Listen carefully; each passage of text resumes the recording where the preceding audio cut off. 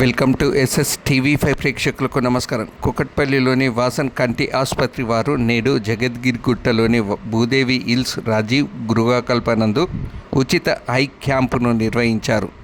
ఈ క్యాంపులో 36 మంది కంటి పరీక్షలు చేసుకోవడం జరిగిందన్నారు. అందులో 4గురికి వైద్య పరీక్షలు అవసరమున్నాయని వైద్యురాలు అరుణ తెలిపారు. ఈ క్యాంపులో ఆసుపత్రికి చెందిన marketing manager Shiva, marketing executive అరవింద్లు పాల్గొన్నారు.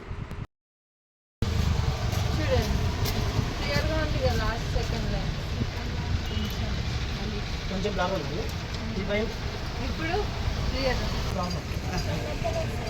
కొంచెం